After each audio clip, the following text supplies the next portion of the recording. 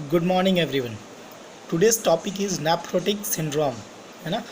तो basically nephrotic syndrome मतलब क्या होता है? नेफ्रोटिक मतलब relative nephron. What is nephron? Nephron is a functional unit of the kidney, है ना, जो कि ग्रुप जहाँ पे रिनल ट्यूबल्स हैं या ब्लड वेसल्स हैं या फिल्टर वगैरह सारी जो फिल्ट्रेशंस का काम होता है नेफ्रॉन में होता है। Then that is nephrotic syndrome. क्यों दिया गया? क्योंकि it's a group of symptoms, है ना। नेफ्रोटिक सिंड्रोम में या नेफ्रोटिक सिंड्रोम में यहाँ ग्रुप ऑफ सिम्टम में होता है, लाइक हाइपो प्रोटीन्यूरिया, हाइपो एल्बुमिनिया, है ना, हाइपरकोस्टेमिया। तो ये सारा जो ग्रुप ऑफ सिंड्रोम है इसलिए सिंड्रोम बोला गया। ग्रुप ऑफ सिम्टम्स को सिंड्रोम बोला जाता है, इसलिए इसका नाम है नेफ्रोटिक सिंड्रोम। क्लियर है? अब हम बात करते हैं डेफिनेशन का। तो डेफिनेशन क्या है? It is a clinical disorder that is characterized by proteinuria, है ना, hypoalbuminemia and edema and hyperlipidemia. या इसको हम दूसरे भाषा में बोल सकते हैं, it is a nephrotic syndrome is a characterized by hyperproteinuria, hypoalbuminemia, edema and hyperlipidemia. तो प्रोटीन्यूरिया होता है मतलब यूरिन के द्वारा एक्सेसिव प्रोटीन का लॉस होना। हाइपो एल्बुमिनिया, एल्बुमिन का कम हो जाना बॉडी में, है ना। एंड एडिमा, ये इसके मैनिफेस्टेशन है, इसलिए इसको सिंड्रोम नाम दिया गया है। एंड ये सारे क्यों होता है? तो this occurs due to excessive leakage of plasma protein in urine because of increase capillary permeabilities of the glomeruli.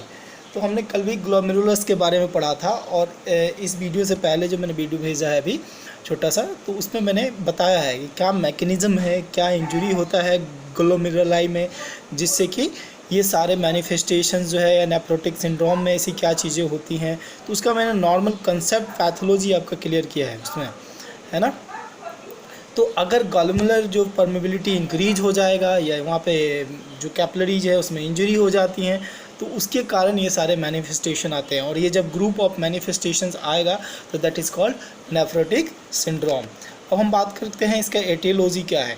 तो मेन एटियोलॉजी है ग्लोमेरुलोनेफ्राइटिस, है ना, इन्फ्लेमेशन इन द ग्लोमेरुलाई। तो ग्लोमेरुलाई में इंजरी हो रहा है या ग्लोमेरुलाई में इन्फ्लेमेशंस हो रहा है, तो उसके कारण भी ये होगा, नेफ्रोटिक सिंड्रोम हो सकता है। दूसरा सेकेंडरी कॉज डायबिटिक मेलाइटस हो सकता है, एसिली हो सकता है, systematic lupus erythematosus that is autoimmune conditions, amyloidosis और किडनी सार्कोडियोसिस हो सकता है, कैंसर के कारण भी हो सकता है, trauma, infections, drugs, renal thrombosis. तो इतने सारे फैक्टर्स हैं। मतलब किसी भी तरह से अगर आपकी किडनी में डैमेज हो रहा है, चाहे वो ड्रग्स के कारण हो रहा है, चाहे आपके immune system auto immune conditions के कारण हो रहा है, या ग्लोमेरुलोनेफ्राइटिस के कारण हो रहा है, या इन्फेक्शंस के कारण हो रहा है, तो वो आपको नेफ्रोटिक सिंड्रोम कॉज कर सकता है। अब हम बात करते हैं कि व्हाट इज़ द पैथोफिजियोलॉजी क्या है। तो ड्यू टू एटियोलॉजिकल फैक्टर, कोई भी एटियोलॉजी हो सकता है, चाहे ग्लोमेरुलोनेफ्राइटिस हो सकता है या चाहे कोई भी एटियोलॉजी उसका कारण हो जो हमने देखा, तो उस कारण के वजह से क्या होगा?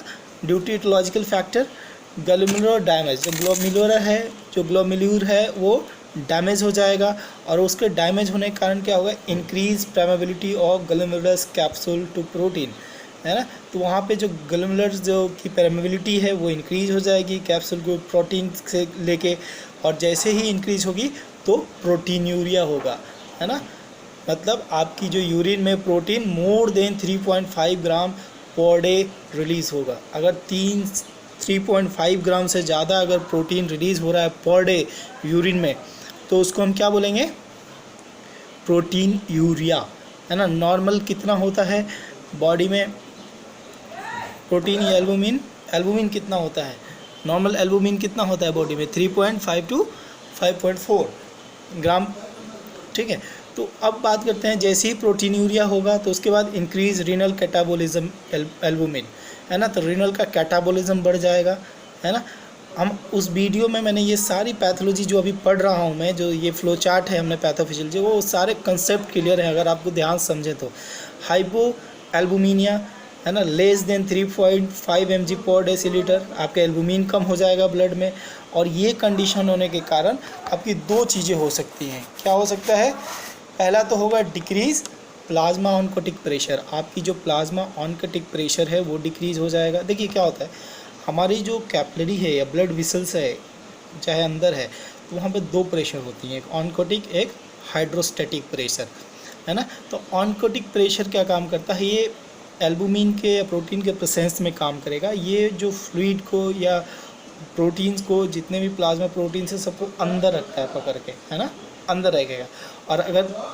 और ये हाइड्रोस्टैटिक प्रेशर है, अगर ये बढ़ेगा तो फ्लूइड को पुश करेगा बाहर की तरफ, है ना। तो नॉर्मल जो ऑनकोटिक प्रेशर होता है वो 28 mmHg होता है अराउंड, है ना। और जो हाइड्रोस्टैटिक प्रेशर होता है वो 0.43 PSI पर फिट होता है।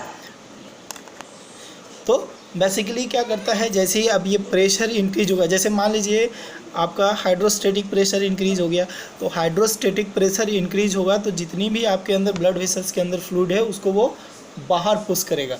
तो जब बाहर वो लीकेज हो जाएंगे, मैंने बताया था कि आपको जैसे कि कोई कैपिलरीज है, ग्लोमेरुलर कैपिलरीज है, तो उसकी एंडोथेलियल लेयर होती हैं, सबसे एंडोथेलियल लेयर होता है ब्लड वेसल्स में। तो उस एंडोथेलियल लेयर्स में पोर्स होते हैं, है ना, पोरस सेल्स होते हैं, जिसमें पोर्स होते हैं, छेद होते हैं छोटे छोटे, है ना। तो वो 70 से लेके 100 जो होता है उनका जो होता है नैनोमीटर साइज होता है उस पोर का, मतलब उससे बड़ा कोई भी मॉलिक्यूल जो है उस पोर के द्वारा पार नहीं कर सकता नॉर्मली।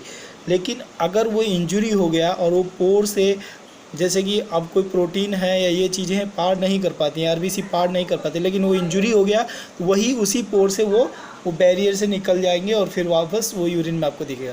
या decrease plasma oncotic pressure decrease हुआ, तो जैसे ही प्रेशर डिक्रीज होगा तो क्या होगा, आपकी जो प्रोटीन है या एल्बुमिन है वो सब इंटरस्टिशियल स्पेस में शिफ्ट होने लगेंगे, पोर से लीकेज होने लगेंगे।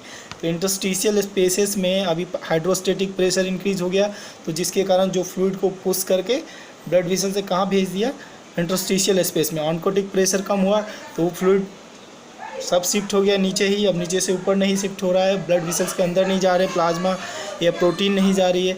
तो उसके कारण क्या होता है, एडीमा हो जाता है ना, एडीमा हो जाता है। इसलिए नेफ्रोटिक सिंड्रोम में एडीमा भी होता है। और दूसरी कंडीशन एक हो सकती है कॉम्पनसेटरी सिंथेसिस ऑफ प्रोटीन, है ना, leading to lipoprotein by liver. अब देखिए नॉर्मली जो हमने क्या पढ़ा कि जो इसमें हाइपोएल्बुमिनिया हो रहा है 3.4 mg ये के ज़्यादा, या प्रोटीन यूरिया 3.5 ग्राम से अगर दिन भर में लॉस हो रहा है तो उसको हम प्रोटीन यूरिया बोलेंगे। तो नॉर्मली क्वेश्चन ये बनता है कि लीवर दिन भर में कितना प्रोटीन प्रोड्यूस करता है, लीवर ही करता है। Major source is the liver to produce protein. आपकी जो प्लाज्मा प्रोटीन है या ब्लड में जो प्रोटीन वो कहाँ से आता है, लीवर से आता है। तो लीवर आपको 24 आवर में कितना सिंथेसिस करता है प्रोटीन का, क्वेश्चन ये है। अब सोचिएगा, है ना, कि ये कितना होता है। चलिए मैं बताता हूँ।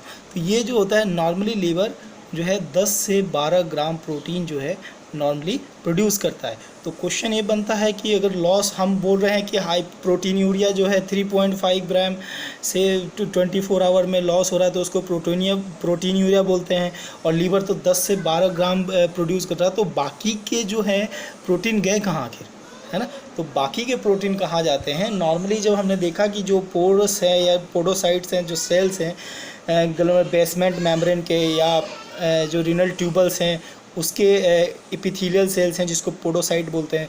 तो वहाँ अगर वो इंजरी हुआ है और प्रोटीन लॉस होके इधर आया है, नीचे की तरफ आया है, तो यूरिन में आने से पहले जो क्या होता है, जो पोडोसाइट्स में जो एपिथेलियल सेल्स रहते हैं, ट्यूबल सेल्स रहते हैं, वो क्या करते हैं, एक्सेसिव प्रोटीन को जो है कैटाबोलाइज करते हैं। वहाँ कैटाबोलिज्म होता है प्रोटीन का। प्रोटीन तो 10 से 12 ग्राम, प्रोटीन कॉम्पनसेटरी मैकेनिज्म करता है। जैसे आप ज़्यादा लॉस होगा तो लीवर उतना प्रोड्यूस करेगा, कंपनसेट करता है, लेकिन कैटाबोलिज्म वहाँ पे ज़्यादा होता है। तो इसीलिए यूरिन में जो है कैटाबोलिज्म हो जाता है। बाकी चीज़ें तो यूरिन में 3.5 ग्राम ही आ पाता है यूरिन से लॉस। बाकी वैसे अगर नॉर्मली बताएं तो नॉर्मली 0.1 ग्राम, ये 1% जो है प्रोटीन नॉर्मल हेल्दी इंडिविजुअल का वो नेफ्रॉन को क्रॉस करता है, उस बैरियर को, एपिथेलियल्स को, या यूरिन में होता है। नाम मात्र का प्रोटीन होता है, होता भी नहीं है, ट्रेस भी नहीं होता है यूरिन में। लेकिन अगर आ रहा है तो ये क्योंकि वो सेल्स जो हैं टूट रही हैं, रप्चर हो रही हैं, इसके कारण हो रहा है। तो कॉम्पनसेटरी मैकेनिज़्म के कारण जो है लिपोप्रोटीन, वहाँ पे प्रोटीन का कैटाबॉलिज्म होता है ना, और कैटाबॉलिज्म लिपिड का होगा तो क्या होगा, डिक्रीज लिपिड कैटाबॉलिज्म होगा, है ना। अगर प्रोटीन सारा ब्रेक कैटाबॉलिज्म हो रहा है प्रोटीन का, तो वो कॉम्पनसेटरी मैकेनिज्म के क्या कारण होगा, डिक्रीज लिपोप्रोटीन, क्योंकि लिपोप्रोटीन को कैटाबॉलिज्म के, लिपिड के कैटाबॉलिज्म के लिए प्रोटीन का होना ज़रूरी है। तो अगर लिपिड जो है प्रोटीन ही डिक्रीज़ हो गया तो लिपिड का कैटाबॉलिज्म नहीं होगा, तो इसीलिए जो है बॉडी में लिपिड की मात्रा बढ़ जाएगी, तो इसीलिए इसमें हाइपर लिपिडीमिया भी हो जाता है। तो एक ये पैथोलॉजी है। दूसरा क्या हम पढ़ रहे थे कि ऑनकोटिक जो प्रेशर है decrease, plasma oncotic pressure decrease हो गया तो क्या होगा, तो प्लाज्मा ऑनकोटिक डिक्रीज होगा प्रेशर, तो होगा fluid escape into tissue, fluid क्या होगा, टिश्यू में एस्केप होने लगेगा, जो ब्लड वेसल से सारे फ्लूइड कहाँ शिफ्ट होने लगेंगे, इंटरस्टिशियल स्पेस में, और उसके कारण एडिमा हो जाएगा।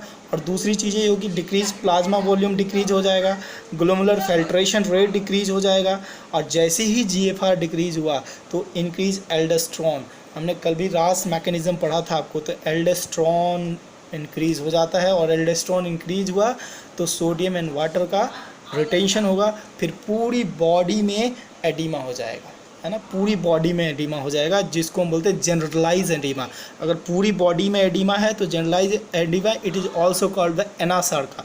तो कहीं भी अगर रिनल की बात हुई, एक अच्छा नर्सेस का असेसमेंट होता है, आप एक नर्स के या डॉक्टर असेस करता है, तो अगर पेशेंट को ये आई प्री ऑर्बिटल एडिमा बोलते हैं इसको, ऑर्बिटल एडिमा यहाँ पे दिख रहा है ना, सबसे पहले रीनल ख़राब होगी आपकी किडनी तो यहाँ दिखेगा, तो इसको और उसके बाद धीरे धीरे पूरी बॉडी में होगा, है ना, तो उसको एनासार्का बोलते हैं, और ये प्री ऑर्बिटल एडिमा बोला जाएगा, यहाँ पे ये स्वेलिंग हो जाता है। तो क्वेश्चन बनता है सबसे पहले यहाँ क्यों दिखता है, क्वेश्चन ये भी बनता है कि सबसे पहले एडिमा यहाँ क्यों दिखता है पूरी बॉडी में, तो इसलिए दिखता है क्योंकि देखिए क्या है कि जब भी इंटरस्टिशियल स्पेसेस है ना, अगर यहाँ पे एडिमा होगा कितना टफ है, और ये जो टिश्यू होती है कनेक्टिव टिश्यू, जो यहाँ पे जो कितनी सॉफ्ट लूज है ना, तो यहाँ पे जैसे ही प्रेशर रिड्यूस होता है, हाइड्रोस्टैटिक प्रेशर बढ़ता है, तो ये स्पेसेस इतनी लूज़ हैं, पल्पी हैं, तो यहाँ पे तुरंत वो चीज़ें दिख जाती हैं, है ना। तो सबसे पहले यहाँ दिखता है, और धीरे धीरे जैसे जैसे इंक्रीज होगा तो पूरे बॉडी में आपको हो जाएगा, तो डेट इज कॉल्ड एनासार्का। तो ये इसकी पैथोफिजियोलॉजी थी आपकी नेफ्रोटिक सिंड्रोम। अब क्या है साइन सिम्टम क्या आएगा, तो ऑलरेडी हमने देखा है कि प्रोटीनूरिया होगा, हाइपोएल्बुमिनिया होगा, है ना, एडिमा मिलेगा, है ना, ascites, pleural effusions, fatigue, headache, malaise वगैरह मिलेंगे, हमें चूरिया भी हो सकता है, थ्रोम्बोफिलिया लाइक क्लॉट फॉर्मेशंस हो सकते हैं वेंस में, लिपिड्यूरिया हो सकता है, डिस्निया हो सकता है, और एनीमिया भी हो सकता है आपको। Then puffiness around the eye, morning में जब आप उठेंगे तो आई में पफिनेस मिलेगा, है ना, pitting oedema over the leg, और पिटिंग एडिमा मिलता है लेग में। पिटिंग एडिमा क्या होता है, पिटिंग एडिमा में क्या होता है कि नॉर्मली जब आप पुश करेंगे ना, ऐसे दबाएंगे, है ना, तो ये फिंगर जो आपकी फिंगर जो है यहाँ पे, जैसे यहाँ पे पिटिंग एडिमा या स्वेलिंग है, तो ये पिटिंग एडिमा अगर दबाएंगे तो ये फिंगर मार्क बन जाएगा, ये अंदर दबा ही रहेगा, ऊपर ही नहीं आएगा, ये नॉर्मली ऊपर आ गया, है ना, कैपिलरी रिफिल हो गई, बट यहाँ पे कैपिलरी रिफिल नहीं होगी, वो पिटिंग एडिमा मिलेगा, है ना। ESR बढ़ जाएगा, anorexia, abdominal pain, diarrhea etcetera. Diagnostic evaluation, history करेंगे, physical examination, urinalysis, 24 hours urine examination करेंगे, 24 घंटे की यूरिन कलेक्शन करेंगे, फिर उसके बाद भेजेंगे। सीरम केमिस्ट्री कर सकते हैं आप, लाइक आपके electrolytes imbalance like sodium, potassium, chloride, ये सारी टेस्ट कर सकते हैं। उसके बाद जो है क्रिएटिनिन क्लियरेंस टेस्ट भी कर सकते हैं आप, क्रिएटिनिन का लेवल देखना है, किडनी डिस्फंक्शन होगा तो क्रिएटिनिन का लेवल बढ़ जाएगा। The needle biopsy of kidney, अगर बहुत ही ज़्यादा कोई दूसरा कैंसर के कारण या कुछ और के कारण जो रीनल चीज़ें हो रही हैं, प्रॉब्लम हो रही है, तो उसके लिए आप बायोप्सी ले सकते हैं। अब बात करते हैं मैनेजमेंट क्या है, तो मैनेजमेंट सिम्टोमेटिक ट्रीटमेंट करना है ना, जो जो सिम्टम आ रहा है, लाइक एडिमा हुआ तो एडिमा के लिए क्या करेंगे, रेस्ट देंगे, नॉट फॉर प्रोलॉन्ग टाइम के लिए नहीं देना है। प्रोलॉन्ग टाइम के लिए अगर आप रेस्ट दे रहे हैं एक ही पोजीशन में, तो पेशेंट को पता चला कि बैड सोर हो गया, क्योंकि उसमें क्वेश्चन भाई ये भी नर्सिंग डायग्नोसिस बनता है कि अगर किसी को प्रोलॉन्ग टाइम अगर एडिमा है पेशेंट को, तो स्किन इंटीग्रिटी होने का चांसेस रहता है, तो वहाँ पे भी एक नर्सिंग डायग्नोसिस आप बना सकते हैं, risk for skin integrity related to oedema.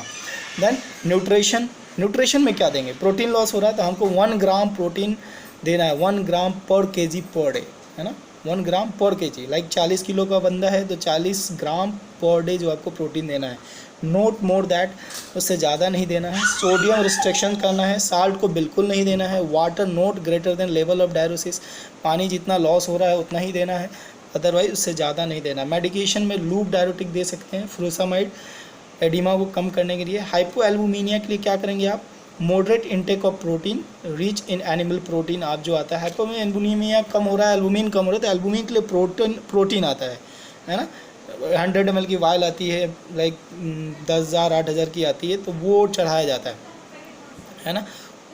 Albumin को ठीक करना बहुत ज़रूरी है, अगर एल्बुमिन ठीक नहीं होगा तो एडिमा आपकी ठीक नहीं हो पाएगी। और हाइपरलिपिडीमिया क्या करना है आपको, लो सैचुरेटेड फैट डाइट देना है, फैट कम देना है डाइट में। और हाइपोलिपिडेमिक ड्रग स्टेटिन वगैरह आप दे सकते हैं। अब है थ्रोम्बोफीलिया अगर हो रहा है, अगर किसी को क्लॉट फॉर्मेशन हो रहा है तो उसके लिए हेपारिन दे सकते हैं। इन्फेक्शन हो रहा है तो एंटीबायोटिक्स दे सकते हैं, एसी इनिवेटर दे सकते हैं, है ना। एसी इनिवेटर मैंने बताया था, एसी क्या होता है, एसी एंजियोटेंसिन कन्वर्टिंग एंजाइम। कल हमने रास सिस्टम में पढ़ा था कि एंजियोटेंसिन जो है सेकंड वो बन रहा था, फर्स्ट से सेकंड बना रही थी रेनिन, है ना। ये एंजियो एसी जो है, तो एसी इन्वेटर देंगे तो वो सेकंड बनेगा ही नहीं, तो वाटर का रिटेंशन नहीं होगा, हाइपरटेंशन नहीं होगा, ये सारी चीज़ें नहीं। तो ये हाइपरटेंशन को कंट्रोल के लिए एसी इन्वेटर दे सकते हैं। अचीव बेटर ग्लूकोज लेवल रखेंगे पेशेंट का। अगर किडनी डैमेज हो रहा है तो कॉर्टिकोस्टेरॉइड दे सकते हैं आप, प्रेडनिसोलोन। और इम्यून सप्रेशन ड्रग दे सकते हैं लाइक साइक्लोफोसामाइड। और कॉम्प्लिकेशंस क्या हो सकते हैं रेनल नेफ्रोटिक सिंड्रोम के, इन्फेक्शन, थ्रोम्बोएम्बोलिक कॉम्प्लिकेशंस भी हो सकता है, pulmonary edema, hypovolemia, growth retardations and altered drug metabolism and ESRD भी हो सकता है। एंड स्टेज, ESRD का मतलब and stage of renal disease में भी आप जा सकते हैं। उसके बाद नर्सिंग मैनेजमेंट है, नर्सिंग मैनेजमेंट पढ़ लीजिएगा, स्लाइड में लिखा है। एक बात एक्सेसिव आप फ्लूइड, देखो नर्सिंग मैनेजमेंट जो होता है ना मैनिफेस्टेशन के बेस पे बनाना होता है। लाइक इसमें एडिमा हो रहा है तो क्या डायग्नोसिस बनेगा, excessive fluid volume related to damage glomeruli. जो ग्लोमेरुलर जो आपका डैमेज हो रहा है उसके कारण रिटेंशन हो रहा है, तो excessive fluid volume related to damage of glomeruli as a evidence by. अब क्या एविडेंस है, input and output chart and edema and weight gain ज़्यादा हो रहा है ना। टू मेंटेन फ्लूइड वॉल्यूम, इसके लिए आप कर सकते हैं। दूसरा diagnosis, risk for infection related to edema, है ना। Disturb thought process related to effect of urine toxins, ये सारी चीज़ें आप बना सकते हैं। Thank you.